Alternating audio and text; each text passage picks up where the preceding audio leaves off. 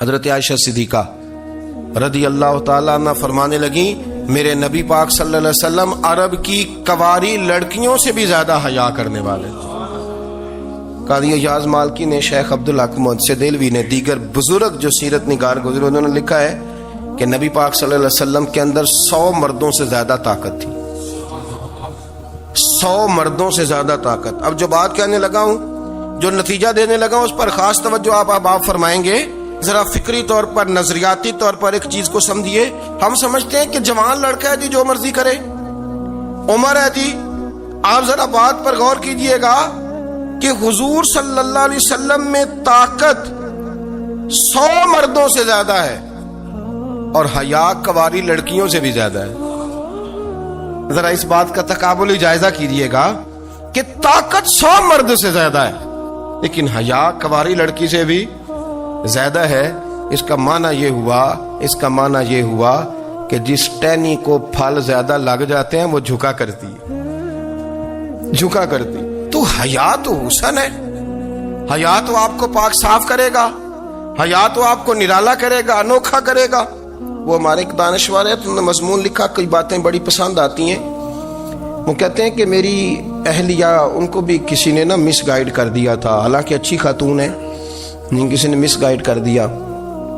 تو وہ بھی سماجی اور ویلفیئر، اور یہ خواتین کو شوق ہوتا نا بننے کا، تو وہ بھی سماج کے اندر اچھا مقام تلاش کرنے کے موڈ میں آ گئی۔ تو کہیں ایک دن جانا تھا تو بڑی بن سور کے میرے ساتھ وہ گاڑی میں بیٹھ گئی۔ تو میں گاڑی میں، عورتوں کو یہ بھی مسئلہ ہوتا ہے نا کہ ہماری تعریف کرو، تو کئی دفعہ بعد مردوں بیچاروں کو جھوٹ بولنا پڑتا ہے، وہ زبردستی کراتی ہیں نا جی۔ تو اس میں گنجائش بھی دی ہے شریعت نے گنجائش دی ہے کہ کبھی بیوی کو راضی کرنے کے لیے خلاف واقعہ بات کرنی پڑے تو کر لینی چاہیے، تو وہ کراتی بھی ہیں۔ 3 موقع پر خلاف واقعہ بات کرنے کی اجازت ہے، واقعہ کے خلاف بھی آپ بات کر سکتے ہیں۔ جنگ کے موقع پر 2 لوگوں کو صلح کرانے کے لیے اور بیوی کو راضی کرنے کے لیے کر لیں کوئی ایسی بات، بے شک اپنی طبیعت پہ جبر کر کے کر لیں، گنجائش ہے، اجازت ہے۔ تو وہ کہتے ہیں جب وہ گاڑی میں میرے ساتھ بیٹھی بن سور کے، تو وہ تقاضا کرنے لگی کہ میں نے بڑے اچھے کپڑے پہنے ہیں پر آپ نے توجہ نہیں کرائی۔ وہ سیاںا بندہ تھا، وہ چاہ رہا تھا کہ میری خاتون سمجھ جائے۔ وہ کہتے ہیں مجھے پتا تھا کہ بیچاری مس گائیڈ ہو گئی ہے، دل کی بڑی اچھی ہے، سیاਣੀ ہے، لیکن اس کو کچھ خواتین نے، کچھ لوگوں نے مل کے اس کو ذہن غلط کر دیا ہے کہ سماج میں نکلو، باہر جاؤ، کام کرو، فلاں کرو، اپنی مرضی سے جیو۔ تو میرے ساتھ گاڑی میں بیٹھی کہیں جانے کے لیے، تو مجھ سے کہنے لگی کہ آپ نے میری طرف توجہ ہی نہیں کی، آپ نے کوئی ذکر ہی نہیں کیا کہ میں کیسی لگ رہی ہوں۔ تو وہ کہتے ہیں میں نے اسے کہا کہ اگر تو ناراض نہ ہو تو پھر میں صحیح والی تعریف کر دوں۔ تو اس نے کہا کہ آپ کر دیں۔ تو کہتے ہیں میں نے درد سے اور خلوص سے اپنی بیوی سے کہا، خلوص کے ساتھ میں نے کہا میں تو روز گھر ہوتا ہوں، روز شام کو گھر ہوتا ہوں، اگر تو میرے لیے تیار ہوتی تو میں تیری تعریف کرتا، لیکن آج تو باہر جانے کے لیے تیار ہوئی، تو پھر ان سے تعریف کی امید رکھ جن کے لیے تو نے تیاری کی ہے۔ میرے لیے تیاری کرتی تو میں تو ہر شام تیرے پاس ہوتا ہوں۔ کہتے وہ میرے لفظوں میں درد تھا تو وہ بھی رو پڑی۔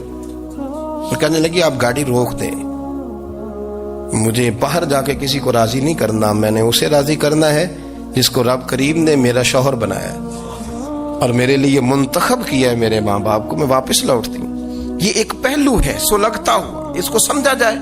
رسول کریم صلی اللہ علیہ وسلم عرب کی کنواری لڑکیوں سے زیادہ حیا والے تھے، کنواری لڑکیوں سے زیادہ حضور حیا فرمایا کرتے تھے۔ جب خانہ کعبہ کی مکہ شریف میں تعمیر ہو رہی تھی نا، اہل عرب اس کو تعمیر کر رہے تھے، تو نبی پاک صلی اللہ علیہ وسلم اپنے چچا حضرت عباس کے ساتھ خانہ کعبہ کی تعریف میں مصروف تھے۔ تو عرب کے لوگ چونکہ لمبا کرتا پہنتے تھے پیروں تک، تو نیچے اگر کسی وقت کوئی چیز نہیں بھی ہوتی تھی تو کسی کو وہ نظر نہیں آتی تھی، کیونکہ پردہ رہتا تھا، ایک لمبا کرتا پہنا ہوا ہوتا تھا۔ تو جب بچے، سرکار کی عمر مبارک بھی ابھی تھوڑی تھی، تو اس طرح بچے جب نکلتے تو وہ کئی دفعہ اپنی تہمت اتار دیتے نیچے سے، اور کوئی مزدوری کرنے لگتے تو 3-4 طے کر کے تہمت کی کندھے پہ رکھ لیتے، جس طرح کبھی دیہاتوں میں لوگ کپڑا سر پہ رکھتے تھے کہ اوپر اگر کوئی وزنی چیز رکھیں گے تو وہ تکلیف نہیں دے گی۔ نبی پاک صلی اللہ علیہ وسلم بھی سب لوگوں کے ساتھ خانہ کعبہ کی تعمیر میں شامل تھے۔ تو حضرت عباس رضی اللہ تعالیٰ عنہ نے کہا حضور سے، ابھی اللہ نے نبوت بھی نہیں فرمایا تھا، بھتیجے آپ بھی تامد اتاریے، یہ صحیح مسلم میں حدیث موجود، اور اس کو کندھے پہ رکھ لیجیے، آپ اینٹیں اٹھا اٹھا کے لا رہے ہیں تو ذرا آپ کو تکلیف نہیں ہوگی۔ تو سرکار دو عالم صلی اللہ علیہ وسلم سے یہ بات کہی اور پھر جلدی سے حضور کی تہمت کو نکال کے نا، حالانکہ لمبا کرتا پہنا ہوا ہے، تو وہ جیسے ہی ان کے کندھے پہ رکھا اینٹیں رکھنے کے لیے تو سرکار تو زمین پہ گر گئے، بے ہوش ہو گئے، آنکھیں آسمان کی طرف، اور پھر حضور پکار رہے ہیں آزاری آزاری آزاری، میرا تامت دے دو، میرا تامت دے دو۔ کبھی کوئی شخص اس وجہ سے بھی بے ہوش ہوا ہے کہ میرے وجود سے کپڑا اتر گیا ہے؟ حالانکہ سرکار پر وہ بے ہوشی بھی نبی پاک کا وہ جو غلبہ ہے نا شرم و حیا کا، اس کی وجہ سے ہو، ورنہ تو حضور فرماتے ہیں کہ میری آنکھیں سو جاتی ہیں، دل تو میرا اس عالم میں بھی جاگتا رہتا ہے۔ تو سرکار زمین پہ تشریف لے آئے، آنکھیں میرا تامت دے دو، میرا تامت دے دو، تو جلدی سے انہوں نے تامت دیا تو حضور نے باندھ لیا۔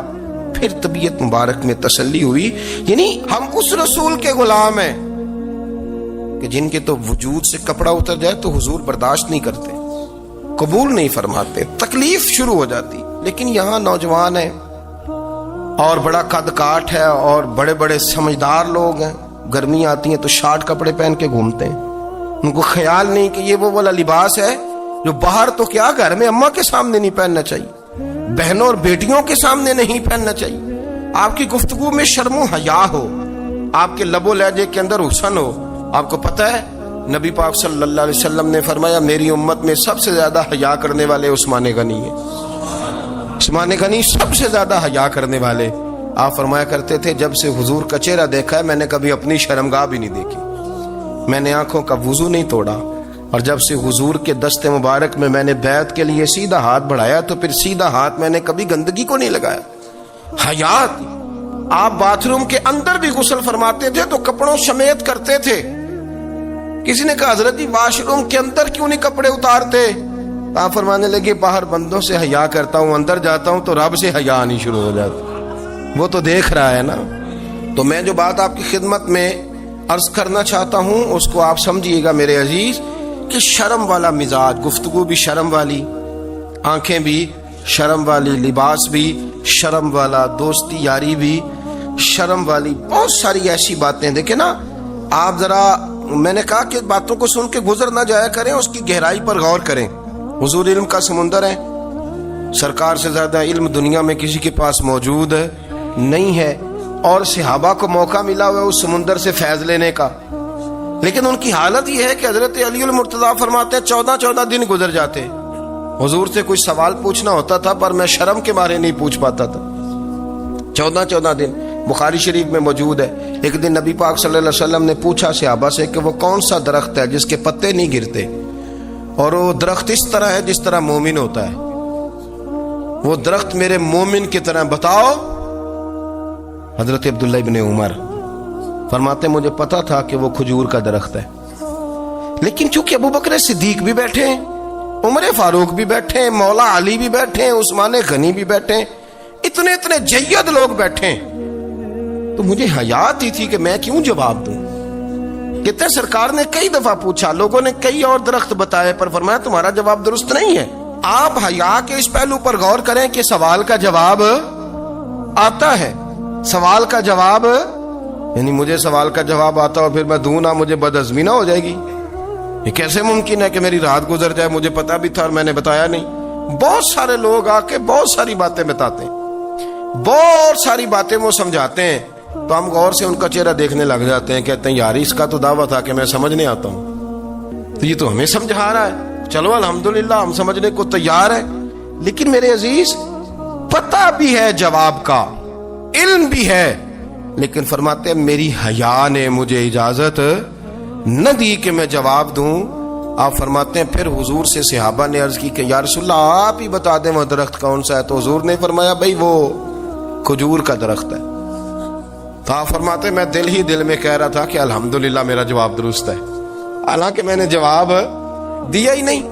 تو لفظوں میں حیا، جملوں میں حیا، آنکھوں میں حیا، اٹھنے میں حیا، بیٹھنے میں حیا، چلنے میں حیا ایک خوبصورت حسن ہے، اور نبی پاک صلی اللہ علیہ وسلم نے فرمایا جب تو بے حیا ہو جائے نا پھر تو آزاد ہے، پھر تو جو مرضی کا۔ پھر تو جو اس لیے بزرگ جب کسی کو بے حیا کہتے تھے نا، اللہ اکبر، اور جب کسی کو کہتے تھے نا یہ بے حیا ہے تو لوگ سمجھتے تھے کہ ہلکی سی بات کر دی ہے، لیکن ان کا معنی یہ ہوتا تھا کہ بس بھائی اب اس کے ساتھ کوئی کلام کرنے کی ضرورت ہے، اس کو اب اصلاح کی ضرورت نہیں، یہ بے حیا ہے۔ کیا معنی؟ کہ اب یہ جو اس کے دل میں آئے گا وہ کرے گا، جو اس کی طبیعت چاہے گی وہ کرے گا، اب یہ کسی پہلو بھی قابو آنے کو تیار، بے حیا ہو گیا۔ بے حیائی بہت بڑا عیب ہے، اور جو لوگ کہتے ہیں کہ ہمیں بالکل آزادی ہونی چاہیے، ہمارا اپنا جسم ہے تو ہماری اپنی مرضی چلے گی۔ ایک وزیر صاحب ہیں، پتہ نہیں میں ان کو جانتا تو نہیں، انہوں نے سینٹ میں تقریر کی ہے، میں نے ان کی بات سنی ہے، اس نے کہا نہیں نہیں بھائی، جسم رب کا ہے تو مرضی بھی تو رب کریم کی چلے گی، اور مرضی بھی یہ مرضی بھی اللہ کی۔ یہ مجھے تھوڑا سا مسئلہ ہے جسم پر، کبھی کبھی مجھے کثرت سفر سے الرجی ہو جاتی ہے۔ میرے ساتھ لوگ نا دل سے پیار کرتے ہیں، شاید ہی کوئی اچھا ڈاکٹر ہو جس تک میرے سنگی مجھے لے کے نہ گئے ہوں، پر جسم اللہ کا ہے نا، مرضی بھی جب وہ چاہے گا صحت دے گا۔ کیوں کچے کاموں میں لوگ پڑ گئے، کیوں غلط لوگ سوچ میں پڑ جاتے ہیں، یہ اسی کا ہے، اور جب وہ چاہے گا، آپ اس بات کو اچھے طریقے سے سمجھ لیں کہ جو اپنی مرضی چوکوں چوراہوں میں کر رہے ہوتے ہیں نا، جو مرضی گاندمند، وہ جانور ہوتے ہیں۔ اور بخاری مسلم کی حدیث پڑھتا ہوں، حضرت سلمان فارسی رضی اللہ تعالیٰ عنہ اور حضرت ابو درداء کے درمیان بھائی چارہ تھا۔ مکے سے مدینے جب لوگ آئے تو حضور نے بھائی بھائی بنایا تھا، ان کے درمیان بھائی چارہ تھا، تو ابھی پردے کی آیات نازل نہیں ہوئی تھی تو لوگ ایک دوسرے کی طرف جاتے تھے۔ حضرت سلمان فارسی رضی اللہ تعالیٰ عنہ حضرت ابو درداء رضی اللہ تعالیٰ عنہ کے گھر میں تشریف لے گئے تو دیکھا کہ ان کی بیوی بڑی غمگین بیٹھی ہیں، تو ہم نے فرمایا بہن کیا ہوا؟ تو کہنے لگی تمہارے بھائی کو دلچسپی کوئی نہیں رہی، ہر روز روزہ رکھ لیتا ہے اور ساری ساری رات نفل پڑھتا ہے۔ حضرت سلمان فارسی کہنے لگے ٹھیک ہے کر لیتے ہیں بندوبست۔ نماز دین ہے کہ نہیں؟ دین ہے نا یہ چیزیں۔ لیکن حضرت سلمان فارسی جناب ابو درداء سے کہنے لگے آج میں نے تیرے گھر میں رہنا رات کو، کیونکہ وہ تو ساری رات نماز پڑھتے تھے، نفل پڑھتے تھے۔ انہوں نے کہا ٹھیک ہے، ایک بستر لا کے بچھا دیا حضرت سلمان فارسی کے لیے۔ سلمان فارسی فرمانے لگے دوسرا بھی لا۔ کہا وہ کیا کرنا ہے؟ فرمانے لگے تو نے بھی سونا ہے، میں نے بھی سونا ہے، تو نے بھی سونا ہے، عشاء پڑھیں گے اور پھر دونوں سوئیں گے۔ کہا میں نے تو نماز پڑھنی ہے۔ فرمایا تہجد کے وقت اٹھ کے پڑھیں گے، اللہ کے رسول بھی رات آخری حصے میں جا کے نماز پڑھتے ہیں۔ ادھر ساتھ سلا لیا، وہ تھوڑی کو دیر سوئے، اب عادت تھی ساری رات اٹھنے کی، ذرا اٹھنے لگے بستر سے تو حضرت سلمان فارسی فرمایا چپ کر کے سو جا، وہ بڑی رات پڑی ہوئی، چپ کر کے سو جا۔ وہ لیٹ گئے، پھر اٹھنے لگے تو فرمایا سو جا چپ کر کے، بڑا ٹائم ہے۔ سحری کے وقت اٹھے، نفل پڑھے، ان کا ارادہ تھا روزہ رکھنے کا، تو فرمانے لگے کل رکھا تھا نا نفلی روزہ؟ جی رکھا تھا۔ پرسوں بھی رکھا تھا، ترسوں بھی رکھا تھا۔ فرمایا آج نہیں رکھنا، آج میں تیرا مہمان ہوں، سارا دن کٹھے مل کے روٹیاں کھائیں گے، آج نہیں روزہ رکھنا، سلا دیا۔ اب حضرت ابو درداء رضی اللہ تعالیٰ عنہ کہہ تو کچھ نہ سکے، پر کہنے لگے سلمان تم پتہ تم کیا کر رہے ہو، نہ تم نے مجھے رات اٹھ کے زیادہ نفل پڑھنے دیے، سویرے روزہ نہیں رکھنے دیا۔ تو حضرت سلمان فارسی کہنے لگے کوئی لمبی بات تو نہیں نا، چلتے ہیں نا ابھی فجر میں مسجد نبی میں، تو نبی پاک کو بتاتے ہیں سرکار دو عالم علیہ السلام کی خدمت میں تو اپنی بات کرنا، میں اپنی کروں گا، حضور نتیجے کا اعلان فرما دیں گے، بات طے ہو جائے گی۔ حاضر خدمت ہوئے، عرض کی یا رسول اللہ صلی اللہ تعالی علیہ وسلم یہ ساری رات نفل پڑھتے ہیں، ہر روز روزہ رکھتے ہیں، ان کی اہلیہ غمگین بیٹھی ہیں، حکم فرمائے۔ تو نبی پاک صلی اللہ علیہ وسلم نے فرمایا پھر ہوا کیا؟ یا رسول اللہ میں نے رات سلایا ہے، سحری میں اٹھایا ہے، سویرے روزہ نہیں رکھنے دیا۔ نبی پاک نے فرمایا سلمان فارسی نے ٹھیک کیا، سلمان فارسی نے ٹھیک کیا۔ پھر حضور نے فرمایا، نبی کریم نے فرمایا ابو درداء تیرے اوپر اگر اللہ کا حق ہے، اس کے رسول کا حق ہے، دین کا حق ہے، تو فرمایا تیری آنکھ کا بھی تیرے اوپر حق ہے، تیرے وجود کا بھی تیرے اوپر حق ہے۔ یہ حضور نے فرمایا تیرے بچوں کا بھی تیرے اوپر حق ہے، تیری بیوی کا بھی تیرے اوپر حق۔ اس حق کو بھی سمجھے، حقوق اللہ بھی ہیں، پر تیری آنکھ کا بھی تیرے اوپر کیا مانا کہ تیری آنکھ سونا چاہتی ہے تو اسے سلا بھی، تیرے وجود کا بھی تیرے اوپر حق، تو تیرا وجود آرام کرنا چاہتا ہے تو اسے آرام بھی کرا۔ اور پھر وہاں نبی پاک صلی اللہ علیہ وسلم نے فرمایا میں تم سب سننا یہ لفظ حدیث کے، حضور نے اسی موقع پر فرمایا میں تم سب سے زیادہ اپنے رب کو جانتا ہوں اور میں تم سب سے بڑھ کر اپنے رب سے ڈرتا ہوں، حضور فرمانے لگے میں روزہ بھی رکھتا ہوں افطار بھی کرتا ہوں، یعنی کبھی رکھتا ہوں اور کبھی نہیں رکھتا۔ فرمایا میں نفل بھی پڑھتا ہوں اور اپنی بیویوں کو وقت بھی دیتا ہوں۔ سرکار مسجد میں بھی آتے تھے، نواسوں کے ساتھ کھیلا بھی کرتے، ان کے ساتھ پیار بھی کرتے۔ تو اتنے بڑے حقوق حضور نے بیان فرمائے عورتوں کے کہ تمہاری بیوی کا بھی تمہارے اوپر۔ لو ایک حدیث بخاری کی اور یہاں بیان کر دیتا ہوں۔ ایک شخص نے آ کے عرض کی یا رسول اللہ صلی اللہ تعالی علیہ وسلم، جہاد کے لیے تیاری ہو گئی ہے، صفیں بن رہی ہیں، مجاہدین کی تیاری ہے، تو میرا بھی نام لکھ دیا گیا ہے مجاہدوں کی لسٹ میں، لیکن یا رسول اللہ صلی اللہ تعالی علیہ وسلم میری بیوی نے حج کی تیاری کر لی ہے اور میرے دوستوں نے صحابہ نے میرا نام مجاہدین کی لسٹ میں لکھ دیا، تو میرے لیے کیا حکم ہے؟ یہ بخاری مسلم ہے۔ تو نبی پاک صلی اللہ تعالی علیہ وسلم نے فرمایا جہاد پہ کوئی اور چلا جائے گا تو بیوی کے ساتھ حج کرنے جا، اسے محرم کی ضرورت ہے، وہ تیرے بغیر کیسے جائے گی؟ مجاہدین کو تو اور مجاہد مل جائے گا، پر تو اپنی بیوی کے ساتھ جانا۔ نبی پاک صلی اللہ علیہ وسلم نے مرد کو محافظ بنایا ہے، عورت کو مرد کا قیدی نہیں بنایا، بلکہ عورت کو حفاظت عطا کی اور مرد کو اس کا محافظ بنایا۔ اب بچیاں آزاد ہونا چاہتی ہیں، اور آزادی بھی وہ والی کہ جو بنیادی طور پر آزادی نہیں، فحاشی ہے۔ میں نے بہت پہلے کہا ہے کہ اسلام بیٹیوں کو قیمتی سمجھتا ہے۔ جس بندے کے پاس 20 تولے سونا ہو وہ چوک میں لے کے نہیں آتا، وہ قیمتی چیز ہے، اس نے چھپا کے رکھی ہوتی ہے۔ تو جو نبی پاک صلی اللہ علیہ وسلم کا کلمہ پڑھنے والے بیبیاں، اسلام انہیں قیمتی سمجھتا ہے، کہتا ہے کہ تم قیمتی ہو لہذا گھر کے اندر رہو، تم باہر نہ آؤ۔ لیکن عورتیں ہیں کہ ان کو بلا وجہ لوگ خراب کر دیتے ہیں اور بلا وجہ وہ اس مغالطے کا شکار ہو جاتی ہیں۔ اب آگے بڑھتے ہیں۔ قرآن مجید نے سورہ نور کی آیت نمبر 30 میں کہا کہ کل للمؤمنین یغضوا من ابصارہم، فرمایا کہ اے محبوب علیہ السلام مومن مردوں سے کہہ دو کہ اپنی نظریں جھکا کے رکھیں، اپنی نظریں۔ اور اگلی آیت میں فرمایا وَقُلْ لِلْمُؤْمِنَاتِ یغضضن من ابصارہن، فرمایا کہ اے محبوب مومن عورتوں سے بھی کہہ دو کہ اپنی نظریں جھکا۔ مرد بھی اپنی نظر جھکا کے رکھے گا عورت کی طرف، لیکن یہ ساری پابندی صرف مرد پر نہیں، عورت بھی غیر محرم کا چہرہ نہیں دیکھے گی، اس پر بھی اسی طرح نظر جھکانے کا حکم ہے جس طرح کہ وہ ہر دکاندار کو بھائی جان کہہ کے گفتگو کرنے کی اس کو بھی اجازت نہیں ہے کہ وہ سمجھے کہ پابندی تو مرد نے کرنی تھی، میں نے تھوڑی کرنی تھی۔ وہ جس کے پاس جائے، جہاں بھی جائے، ڈاکٹر کے پاس جائے، باہر جائے، تو وہ جس طرح مرضی اس کا دل چاہے وہ بات چیت کرے، اس کی عورت کو بھی اجازت اسلام نہیں دیتا۔ بنیادی طور پہ اسلام شرم و حیا کا دین ہے، حیا کی بات کرتا ہے۔ حیا کی جب ہم تعریف کرتے ہیں تو حیا کی تعریف یہ ہے کہ کوئی کبھی چیز دیکھ کے نہ تو آپ کی طبیعت میں کراہت محسوس ہو، آپ کوئی غلط جملہ منہ سے نکالتے ہوئے ذرا جھجکیں، آپ کوئی غلط بات کرتے ہوئے تھوڑا بوجھ محسوس کریں۔ ہمارے ہاں تیزی سے فروغ پایا ہے بے حیائی میں، سنگیوں کی محفلیں، یاروں کی محفلیں، اس میں غلیظ گفتگو ہوتی ہے الا ماشاءاللہ۔ جن دوستوں کو بڑی پاک صاف گفتگو کرنی چاہیے، دوستی کا رشتہ بڑا مقدس رشتہ ہے، جو یہاں ایک دوسرے سے پیار کریں گے جنت میں بھی اکٹھے داخل کیے جائیں گے۔ شرط یہ ہے کہ پیار اللہ رسول کی رضا کے لیے ہو، لیکن اس کے اندر اگر آپ کی گفتگو کچی ہو، کمزور ہو، فحاشی والی ہو، عریانی والی ہو، وہ ہمارے ہاں تو اب اس کو لوگ فیشن سمجھتے ہیں، اس کو مردانگی کی علامت سمجھتے ہیں کہ وہ جی ساری باتیں جی وہاں ہو گئیں اور جس کا جو جی چاہا اس نے کہا۔ آپ جب حیا کے دائرے میں ہوتے ہیں تو آپ خود بھی سکون محسوس کرتے ہیں۔ دیکھیں نا، آپ کو نیند سکون سے کہاں آتی ہے؟ جہاں کمرہ بند ہو، چاروں جانب دیوار ہے، اوپر چھت ہے، خالی دروازہ بھی کھلا ہوا ہونا تو جب بندہ سکون لینا چاہتا ہے تو کہتا ہے یار ذرا دروازہ ذرا بند کر دو۔ وہ اچھی طرح اپنے آپ کو چھپا لیتا ہے نا حیا کے پردے میں، تو اللہ اسے سکون عطا کرتا ہے۔ اور جو اس سے بھی زیادہ ٹھنڈی نیند میں جانا چاہتا ہے وہ کہتا ہے لائٹ بھی بند کر دو۔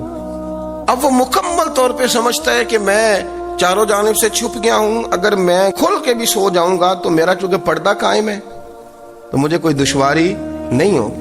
آپ جب چھپ جاتے ہیں، جب آپ حیا کے اندر سمٹ جاتے ہیں، جب آپ چادر کے اندر آ جاتے ہیں تو آپ بہت ساری جگہوں پہ آسانی محسوس کرتے ہیں۔ تو حیا تو آپ کو سکون دیتی ہے، حیا تو دل کو راحت دیتی ہے۔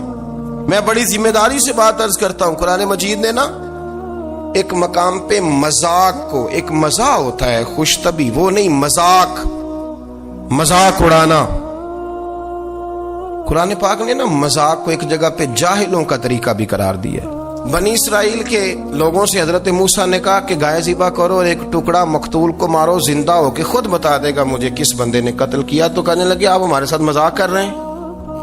تو قرآن مجید کہتا ہے کہ حضرت سیدنا موسیٰ علیہ السلام فرمانے لگے اعوذ باللہ ان اکون من الجاہلین، فرمانے لگے میں اللہ کی پناہ مانگتا ہوں کہ میں جاہلوں میں سے ہو جاؤں۔ یہ مذاق کرنا تو جاہلوں کا طریقہ ہے۔ اگر آپ کی زبان سے بے حیائی کا جملہ نکل گیا، اگر آپ کی زبان سے بے حیائی کا جملہ نکل گیا، آپ نے کہہ دیا کہ ہم آزاد لوگ ہیں، جو مرضی کریں گے، جو مرضی کہیں گے، جو ہمارا دل میں آئے گا کریں گے، تو پھر تو لوگ آپ کا وہ حشر کریں گے کہ آپ سے برداشت ہی نہیں ہوگا۔ جس کا لوگ مذاق بنا لیتے ہیں اور جو مذاق بن جاتا ہے پھر اسے کچھ جینے دیتا ہے۔ آپ حیا کی چادر میں چھپیں گے تو بچیں گے، اگر آپ نے اپنا مذاق بنوا لیا یہ کہہ کے کہ میں نے مرضی کرنی ہے، پھر یاد رکھنا چھپنے کو جگہ نہیں ملے گی، پھر تکلیف میں آ جائیں گے، پھر بہت بڑی اذیت کا شکار ہو جائیں۔ شرم و حیا، عرب کے اندر جو کنواری لڑکیاں تھیں ان میں بڑی حیا ہوتی تھی۔ الحمدللہ میں بڑے فخر سے کہتا ہوں کہ میرے پنجاب کی، میرے پاکستان کی بیٹیاں بھی 20 دفعہ ان کا ابا کہے تیری شادی کرنی ہے تو وہ آنکھ نہیں اٹھا پاتی آج بھی۔ یہ تو وہ چند لوگ ہیں جو کہتے ہیں ہم ہائی کلاس ہو گئے، ہمیں نہیں پتا کہ وہ روشن خیال ہو گئے ہیں کہ روغن خیال ہو گئے، پتہ نہیں کدھر چلے گئے۔ ورنہ ہماری بیٹیاں آج بھی جب ان سے ان کا باپ، ان کی ماں بات کرتی ہے تیری شادی کی، تو وہ تو شرم کے ساتھ پچھلے سے پچھلے کمرے میں چھپتی ہیں۔ یہ اللہ نے فضل کیا ہوا ہے اس ملت پر۔ تو عرب کی لڑکی بڑی حیا والی ہوتی تھی، اس سے کوئی بات کرنی پڑتی تھی تو 20 دفعہ بات کی جاتی، پھر بھی وہ عورت چھپتی پھرتی تھی۔ بیوی کے بارے میں پتہ کیا فرمایا؟ فرمایا جب تم نکاح کر لیتے ہو تو اپنا ایمان محفوظ کر لیتے ہو۔ اب میں اس کی شرح نہیں کرتا، اب خود کر لیجئے گا کہ وہ ایک ایسی شخصیت ہوتی ہے کہ جس کی موجودگی میں آپ کا ایمان محفوظ ہے۔ اب میں نہیں سمجھتا کہ اس سے بڑی بات کوئی اور ہو سکتی ہے، جس کی موجودگی میں آپ کا ایمان، اور بھئی یہ حدیث پاک عرض کر رہا ہوں، نکاح جب کوئی کر لے تو اس نے اپنا ایمان مکمل کر لیا۔ اس کا معنی یہ ہوا کہ آپ کا ایمان محفوظ ہے اس کی موجودگی میں۔ تو اس سے زیادہ بھی، یعنی ایمان سب سے قیمتی چیز ہے نا، تو اس کے محفوظ ہونے کی وجہ حضور نے نکاح بیان کر دی۔ اب میرا خیال ہے بیوی اگر کوئی اس سے بڑا حقوق مانگے گی تو بیوقوفی کرے گی۔ اتنا بڑا درجہ نبی کریم نے اسے عطا کر دیا، اتنا بڑا مقام دے دیا کہ تو خامند کے ایمان کے محفوظ ہونے کا ذریعہ بن گئی ہے۔ عورت کو جو حقوق رسول کریم صلی اللہ تعالی علیہ وسلم نے عطا فرمائے، نبی پاک نے جو حقوق دیے، دیکھیں نا، حضرت عبداللہ ابن عمر رضی اللہ تعالیٰ عنہ کی اہلیہ بیمار تھی، تو جلدی سے وہ آئے، تو جب بہت جلدی ہو، سفر بڑا شدید تھا، تو آپ نے جلدی سے نماز ادا کی، جلدی سے چلے۔ آپ کے خادم کہنے لگے حضور خیریت ہے؟ فرمایا میری بیوی بیمار ہے۔ تو اس نے عرض کی حضور آپ کی اہلیہ بیمار ہے، تو آپ نے نماز بھی جلدی سے پڑھی، سفر بھی جلدی کیا۔ تو فرمانے لگے یہ وہ چیزیں ہیں جو ہمیں مدینے والے رسول نے سکھائی۔ آپ اس کیفیات کو سمجھیں کہ حضور صلی اللہ علیہ وسلم نے درس دیا۔ اور پھر ایک اور بہت بڑی بات، یہ فضیلت کسی اور کو نہیں دی، جو عورت کو حضور نے فضیلت دی، یہ فضیلت کسی اور کو نہیں دی۔ کبھی حضور نے فرمایا کہ تمہارا ابا تمہارے ساتھ بہت سخت رویہ کرے تو تم نے اس کو اس سختی پر داد دینی ہے؟ فرمایا چلو اگر وہ زیادتی بھی کرے تو تم نے اس کے ساتھ سلوک اچھا ہی کرنا ہے۔ لیکن آپ ایک بات کو سمجھے نا کہ بچے کے بارے میں، بیٹے کے بارے میں، بیٹی کے بارے میں فرمایا 10 سال کے ہو کے نماز نہ پڑھے تو سختی کرو، تمہارا ڈنڈا بھی لٹکنا چاہیے۔ بہت ساری جگہوں پہ بہت سارے لوگوں کے لیے سختی کا حکم دیا، لیکن عورت کے لیے حضور نے جو جملے کہے، اصل میں ہم سمجھتے ہیں کہ یہ ایک بات ہے، مشہور ہو گئی ہے روایت حدیث، تو بس اس کے پس منظر پر اور جملوں کے حسن پر شاید معاذ اللہ غور کرنے کی ضرورت نہیں، ذرا اس لفظ کی تاثیر پر غور کریں۔ حضور نے فرمایا عورت ٹیڑھی پسلی سے پیدا کی گئی ہے، یہ ٹیڑھی ہے، کو سیدھا کرنے کی کوشش کرو گے تو ٹوٹ جائے گی. تو حضور پھر ہمارے لیے حکم کیا ہے؟ فرمایا جیسی ہے تم اسی کے ساتھ نبھا کرو. آپ سمجھیں کہ اتنا محفوظ حضور نے درجہ دے دیا بی بی کو، اتنا محفوظ کہ فرمایا غلطی بھی ہو تو میرے غلاموں تم اس کے ساتھ نبھا کرو، گزارا کر لو. کو کیا اور حق چاہیے عورت کو جس کو اس کی غلطیوں سمیت نبی پاک نے قبول کرنے کا حکم دے دیا کہ اس کی کمزوریوں سمیت قبول کر لو. اب اس کو اور کیا کوئی کمزوریوں سمیت قبول کرتا ہے؟ کبھی آپ دکان پہ بیٹھے ہو تو آپ کہیں بھی اس میں یہ بھی غلطی، میرے مال میں یہ بھی کمزوری ہے، یہ بھی کمزوری ہے، یہ بھی کمزوری ہے، تو کر لے قبول. کرتا ہے کوئی شخص ایسا ہو جو کسی چیز کی کمزوریاں بیان کر کے کہ اسے قبول کرو؟ پر رسول کریم صلی اللہ تعالی علیہ وسلم نے نا ہمیں سبق دیا، حضور نے ہمیں درس دیا، نبی پاک نے ہمیں پیغام دیا. فرمایا یہ ٹیڑھی ہے، سیدھی کرنے کی کوشش کرو گے تو بیچاری ٹوٹ جائے گی، تو اس کے ساتھ نبھا کر جاؤ. آپ میری بات کو سمجھیے گا. چلیں میں اس پر ایک